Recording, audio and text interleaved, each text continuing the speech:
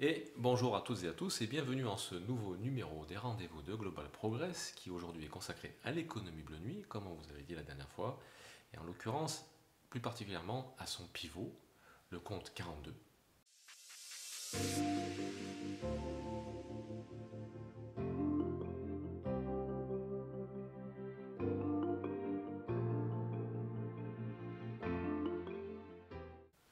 Bonjour Anne-Karine, comment ça va bien aujourd'hui? Ça va très bien, merci. Ravie de parler de ce sujet En effet. qui est passionnant par rapport à l'économie. Alors, on parle de l'économie bleu nuit, le mot est joli. C'est finalement l'alternative à quoi? L'alternative à une économie de la dette et de la destruction qui est au bénéfice d'un tout petit peu et finalement au détriment de tous. Donc, l'économie bleu nuit vient pour rééquilibrer l'économie. Pour équilibrer, en fait, pour apporter à une civilisation digne de ce nom un contexte finalement économique qui puisse répondre véritablement aux nécessités. Donc, alors, l'idée, c'est d'expliquer le plus simplement possible comment ça marche, en fait. Alors, comment que ça marche? Vous voulez qu'on commence par le début? Allez, Allons-y. on va commencer par le début. Donc, en fait, le point central, le pivot de l'économie bleu nuit, c'est un compte qui s'appelle le compte 42. Ce compte est un compte central qui a une portée planétaire et qui est un compte en fait qui est issu du principe du vide. C'est-à-dire que dans ce principe-là, comme pour l'énergie, on va aller capter l'énergie dans le vide, on a l'impression qu'il n'y a rien, mais en fait, en réalité, c'est pas tout à fait vide. Eh bien, on va faire la même chose avec un compte central, l'équivalent d'un compte bancaire central, et qui sera, lui, tout le temps, en fait, à zéro. Lorsqu'il y aura un besoin, on viendra simplement récupérer, créer de la monnaie à partir de rien, à partir de ce fameux vide. Et lorsqu'il y aura, par exemple, un remboursement de quelque chose, dans ces cas-là, en fait, tout le crédit sera détruit. Et donc, ce sera un compte qui sera perpétuellement à zéro. Alors, ça peut être angoissant de dire un compte à zéro, mais l'idée, c'est qu'il y a ce compte central qui va créer de la monnaie sans créer de la dette et qui va être connecté à l'ensemble des comptes des particuliers et des entreprises pour pouvoir les alimenter. Exactement. Euh, donc, plutôt pas mal. A priori. Quels sont donc ce compte-là? Est-ce qu'il va répondre? Quelle est sa finalité en fait? Est-ce que c'est de répondre à l'ensemble des besoins ou à des besoins particuliers? Alors, ce fameux compte qui est un compte central et qui va avoir cette portée planétaire, il vient couvrir trois aspects. Il y a essentiellement trois aspects. Après, on pourrait rentrer dans des détails qui sont pas abordables en fait aujourd'hui au niveau de cette vidéo, mais ces trois aspects sont les suivants. Le premier aspect, c'est le fait de pouvoir financer de manière inconditionnelle tout ce qu'on peut considérer comme étant non rentable aujourd'hui. C'est-à-dire Alors, cette dimension-là, typiquement, à partir du moment où on a dit, on l'a déjà manifesté, que l'ensemble des deux premiers étages de la pyramide de Maslow seraient couverts. Voilà. Et bien en fait, pour qu'on ait de la gratuité, cette fameuse pyramide, le petit truc pointu là, cette fameuse pyramide de Maslow, pour qu'elle soit couverte au niveau de ces deux premiers étages, cette gratuité, il faudra bien qu'il y ait quand même des intervenants dans tout ce système. Typiquement, si on prend l'exemple de l'eau, oui. Pour avoir de l'eau au robinet, aujourd'hui, c'est quand même toute une industrie qui est derrière. Oui. C'est des terrassiers qui ont travaillé, c'est des fontainiers, c'est tout un tas de... C'est des électriciens, c'est des plombiers. Il y a tout un univers en fait qui a travaillé en amont pour qu'on ait de l'eau au robinet. Et ça, en fait, ben, à partir du moment où il n'y aura plus de facture de payer et que ce sera fourni de manière gratuite, euh, tout ce secteur-là sera quand même, aura besoin d'être financé. Et donc pour pouvoir être financé, eh ben, il sera financé via le compte 42. Il ne sera pas financé par les taxes, il ne sera pas financé par des règlements de facture, il sera financé par le compte 42. Et ce qui est extrêmement intéressant à travers ça, c'est que finalement, on sort de cette notion de rentabilité. C'est-à-dire que si une décision aujourd'hui est prise par un organisme, n'importe quelle société aujourd'hui qui est fournisseur d'eau, elle va prendre ses décisions en fonction de la rentabilité. Grosso modo, bah, si, bon, comment on fait, chef? Il y a 50% du réseau encore qui est en plomb. Ouais, mais ça va coûter trop cher. On ne peut pas tout changer d'un coup. Mm. On va mettre une vingtaine d'années, et puis de toute façon, personne ne verra rien, et tout le monde sera content. Dans 20 ans, on aura tout remplacé. Là, la question ne se posera plus. On aura la possibilité tout à fait de venir apporter une salubrité quasi instantanée, parce qu'on aura juste à mettre les moyens nécessaires pour ça. Donc un accès à l'eau gratuit grâce au compte 42 et en plus des systèmes d'équipement qui sont propres, entretenus. Complètement. Ok. Il n'y aura plus aucun frein par rapport à ça. C'est-à-dire que là, on viendra simplement, à travers le compte 42, répondre aux nécessités. Donc premier aspect. Il me semble qu'il y a aussi deux autres points auxquels En effet. le compte 42 répond. Parce qu'on a préparé notre copie. Le deuxième point correspond à cet octroi universel et inconditionnel qui va bénéficier en fait à tout adulte de l'âge de la majorité jusqu'à sa mort d'un montant en fait qui sera à peu près l'équivalent d'un millier d'euros chaque mois de manière inconditionnelle. Donc un octroi, c'est un revenu, comme une manche. C'est ça. Okay. C'est ça. Alors, il me semble qu'aujourd'hui, on a déjà, en tout cas certains États, ont parlé du revenu universel. En effet. Quelle est la différence par rapport à ce que le compte 42 propose? Alors, il y a eu effectivement différents courants politiques qui ont parlé en fait de ce principe-là. La seule chose, c'est que c'était très souvent conditionnel ou conditionné. Ça, c'était le premier aspect. Et puis, dans tous les cas, c'est toujours au détriment de quelque chose. Parce que cet argent-là, ils ne le sortent pas du chapeau. Ils sont obligés de le sortir à travers soit de la dette, soit des intérêts de dette, soit des taxes, soit des impôts. En réalité, c'est tout ça cumulé. Et au bout du compte, ça coûte quand même à la société d'avoir un revenu universel pour tous. Dans le système actuel. Dans le système actuel. Alors que dans le système de l'économie bleue nuit, il n'y a plus cette problématique-là, puisque ça vient du vide, d'une certaine manière. Okay. Et donc le troisième point, qui serait lié au coup dur. Alors le troisième point, en fait, va venir remplacer totalement le système d'assurance actuel, mondial. Ça c'est clair, on va se faire des copains.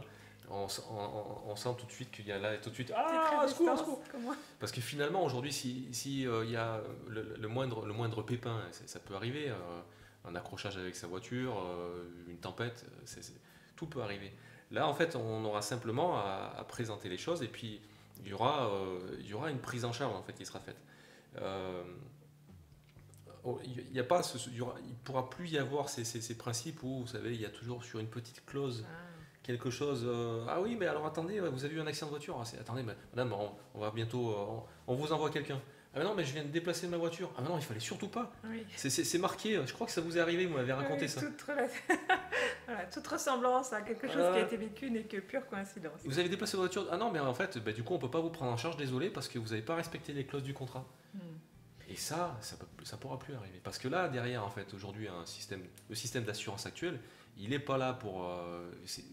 l'assurance, en fait, le remboursement, c'est un produit financier comme un autre. Exactement. Mais ce qu'ils veulent, avant tout, et ça se saurait si c'était le contraire, aujourd'hui, les systèmes d'assurance, ils sont là pour gagner de l'argent. Donc l'argent qu'on leur donne, en fait, ils les placent pour pouvoir faire de l'argent, pour éventuellement pouvoir en distribuer un peu de temps en temps quand il y a un coup dur pour quelqu'un, pour justifier leur activité. Ok, donc 3 principes. En effet. Et quelle est la vertu en fait de ces 3 principes? Que les besoins soient couverts, tant le fait de bénéficier d'un revenu mensuel tous les mois, le fait d'être sûr qu'en cas de coup dur, il n'y a pas de mauvaise surprise, c'est-à-dire qu'on pourvoit aux besoins. Tout ça, est-ce que ça ne va pas nous mettre dans une société un peu trop confort et nous obligeant à devenir, ou nous encourageant à devenir extrêmement feignants? Alors on pourrait imaginer... Ouais, c'est vrai. Le travail dans tout ça finalement, ça servira à quoi? Mais c'est une excellente question. En fait, c'est pour ça qu'on avait dit la dernière fois qu'il y avait cette notion aussi de maturité de conscience qui était nécessaire pour pouvoir avoir un système économique de cette manière-là. C'est-à-dire qu'il faut qu'il y ait des gens qui aient une conscience, même des responsabilités. Fondamentalement, même dans les projections, dans les différentes projections qui nous ont été transmises, dans les études, même sociologiques auxquelles on a eu accès, on sait pertinemment qu'il va y avoir une période de transition qui va durer quelques mois, ou qui va permettre en fait aux gens, si on enlève les chaînes aux pieds d'esclaves qui ont été dans cette situation-là pendant des milliers d'années, et que là d'un coup en fait eh ben, ils ont la possibilité de pouvoir parcourir le monde librement, ben, forcément ça va générer des changements. Il y a des gens qui vont vouloir en fait en profiter, mais ce sera juste une période de transition. Forcément, il y a des gens en fait qui vont reprendre une place naturelle parce que c'est quelque chose qui est naturel, le fait que chacun ait une place au service de tous. La seule chose, c'est qu'en fait, la relation au travail sera différente. C'est-à-dire que celui qui décidera de fermer sa boulangerie, je reparle toujours du pain, décidément, C'est dingue. c'est que, parce qu'en fait, c'était pas sa vocation. Il le faisait plus par, il fallait un travail, et voilà. Alors que demain, il aura le choix de se dire, bah, moi, je ne vais pas nécessairement être boulanger, peut-être boucher, ça m'intéresse, ou autre chose, un autre métier. Mais par contre, le lien au travail, dans un contexte où on n'est plus obligé et on n'est plus en mode survie, le lien au travail va être complètement modifié. Complètement. D'accord.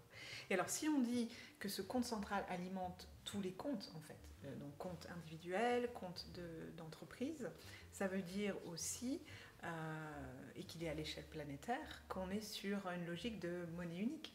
Absolument. Cette monnaie a déjà été définie. C'est le gros avantage en fait d'avoir une monnaie unique dans ce cadre-là, c'est qu'il ne peut plus y avoir de spéculation, il ne peut plus y avoir de taux de change, donc il ne peut plus y avoir des zones qui soient défavorisées par rapport à d'autres pour des considérations socio-politiques ou je ne sais quoi, ça ne peut plus arriver. Et dans tous les cas, le fait d'avoir un compte central, il ne pourrait pas y avoir une gestion de plusieurs monnaies dans ce sens-là, ça n'aurait pas de sens. Il n'y aura plus non plus cette notion de comparaison où on souffre entre différents pays de ne pas bénéficier du même pouvoir d'achat. Tout ça, exactement, en fait, là on va venir effacer totalement en fait, ces disparités justement qui sont liées au taux de change. C'est-à-dire que là, vu qu'il n'y aura plus de taux de change, ça veut dire que si on a une somme dans la poche et qu'on est à Ushuaia ou qu'on est à Helsinki, on aura les mêmes capacités en fait, on aura le même pouvoir d'achat. Ça fait rêver quand même. Alors, un point qu'on nous oppose souvent, c'est de se dire, bon, un système comme ça semble relativement idéal, mais comment faites-vous pour réguler la masse monétaire? Parce que si on donne de l'argent comme ça, si on sort de cette logique de l'esprit de rentabilité, du coup, ça enfle. Comment on fait pour réguler la masse monétaire? Il y a un système de régulation qui est prévu pour pouvoir venir pallier justement cette problématique de masse monétaire qui partirait un peu dans tous les sens. Il y a deux principes. Le premier, c'est le principe de décimation numéraire, c'est-à-dire un système qui sera en fait régulé au niveau planétaire et qui va permettre de faire fondre, si vous voulez, d'une certaine manière, en fait, la quantité d'argent qu'il y aura sur les comptes. C'est-à-dire que les comptes bancaires seront plafonnés, c'est-à-dire qu'il y aura un plafond qui sera prévu pour les particuliers et aussi un plafond pour les professionnels. Et en fonction justement de la masse monétaire en circulation, on fera fondre en fait l'argent de manière plus ou moins rapide. Alors ça, c'est très angoissant. Parce que ça nous reconnecte tout de suite à cette notion, mais si on fait fondre l'argent, je ne peux pas en garder, et on se dit on va en manquer. Alors qu'en fait, le système est fondé sur le fait que l'argent est créé à partir de nécessité. C'est-à-dire qu'on n'en manque jamais. En revanche, le fait que cet argent fonde un peu comme neige au soleil, ça nous protège de toute la logique de l'accumulation. C'est-à-dire qu'il y a certaines personnes qui vont mettre de l'argent de côté, l'accumuler, et ça veut dire que d'autres, il y en a qui n'en ont pas. Donc ça nous libère de cette logique. Complètement, parce qu'en fait, ce principe de thésaurisation est quand même contextuel. C'est-à-dire qu'aujourd'hui, ceux qui ne thésaurisent pas peuvent se retrouver à avoir dans un lendemain difficile à manquer d'argent finalement. Il n'y aura plus cette notion de manque d'argent. C'est quelque chose qui disparaîtra totalement dans la mesure où on va être dans un principe de totale prospérité. Mais si on veut que ce soit justement... la prospérité, c'est aussi une dynamique. Dans la nature, ça fonctionne de cette manière-là. Et là, ça fonctionnera de la même manière. La décimation numéraire vient simplement éviter cette thésaurisation et vient inviter tous les détenteurs de comptes bancaires simplement de laisser circuler cette énergie. C'est-à-dire, c'est comme si on a une rivière et puis on décide, on met un barrage et puis on attend, on accumule de l'eau. On peut la laisser filer, on n'en aura pas plus ou moins après, L'eau, elle est là, elle est présente. Non, c'est mon eau. Alors je veux mon barrage. Ah oui, bah pour ça mon c'est un autre eau. problème. Non, En c'est fait, fini. oui, mais même les psychiatres en fait seront remboursés par la sécurité sociale, donc D'accord. par l'équivalent. Donc vous inquiétez pas, on pourra trouver des solutions pour pallier. Donc on sort de la C'est ces logique, peurs-là. l'argent c'est mon précieux. On C'est sort ça. de ça. Ok. Donc ça nous, finalement, c'est un système qui nous protège des trois fléaux. Oui, il y a quand même trois fléaux majeurs aujourd'hui. C'est, comme vous disiez tout à l'heure, l'esprit de rentabilité Mhm. qui est ce qui pilote toutes les prises de décision C'est ça. de beaucoup d'entreprises. Aujourd'hui, quand on doit prendre une décision en entreprise, on se dit est-ce que c'est rentable? Est-ce que je perds des sous? Est-ce que ça attaque ma marge ou pas? Ça c'est un des plus gros problèmes. Ouais. Ouais. Le deuxième, ce sont les intérêts. Donc Mhm. là, du coup, une entreprise, si elle a un projet ambitieux, pourra emprunter à ce fameux compte 42, mais sans avoir à rembourser avec des intérêts. Complètement.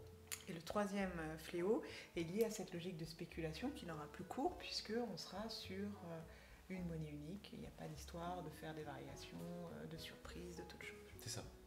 Et ce qui est intéressant, c'est que dans justement ce dont on a parlé au début, le premier volet concernant le compte 42 sur le financement de tout ce qui n'est pas rentable. Ce qui est intéressant là-dedans, c'est que finalement, le compte 42 va venir financer tous les besoins essentiels. Un besoin essentiel, c'est justement, ça veut bien dire ce que ça veut dire, c'est qu'on en a besoin. Oui. Et il y avait ce fameux jeu un peu de dupe qui était appliqué sur ça, sur la loi de l'offre et de la demande. Ah ouais, mais bon, vous avez besoin de blé. Ah ouais, mais bon, d'accord, ok, mais bon, c'est un bien qui devient rare. On va être obligé de l'augmenter parce que finalement, bah, j'ai lui qui m'en demande, et puis l'autre qui m'en demande, et puis lui aussi. Et bah, donc les prix augmentent, quoi. Ça, ce sera structurellement impossible. La loi de l'offre et la demande va disparaître de fait concernant vraiment cette notion-là. Et donc, ça va aussi libérer énormément de choses. Parce que derrière ces lois d'offre et de demande, il y a aussi beaucoup de chantage, il y a aussi beaucoup de corruption qui vont aussi disparaître de fait parce qu'il il n'y aura plus matière à ce que ça puisse s'exprimer. C'est ça, plus de matière pour ça. Oui. C'est beau. Ben oui. C'est fortement enthousiasmant, n'est-ce pas? Alors, mais du coup, alors ce qu'on pourrait faire, la prochaine vidéo, je sais pas, dites-moi ce que vous en pensez. Prochaine vidéo, on parle en détail des différentes thématiques qui vont être couvertes justement par ce système-là. On pourrait parler, oui c'est ça, qu'en pensez-vous? On peut faire ça et on peut aussi répondre aux différentes questions que vous pourriez nous adresser. On en a reçu certaines. En effet. Donc on pourrait faire un mix. En tout cas, ce qu'on espère, c'est que vous avez une meilleure compréhension de comment il est possible de sortir de cette économie actuelle, qui est vraiment une économie de la dette et de destruction, pour aller vers une économie qui soutienne une philosophie de vie où tout se fait au bénéfice de tous. Eh bien, merci beaucoup. À bientôt. À la prochaine.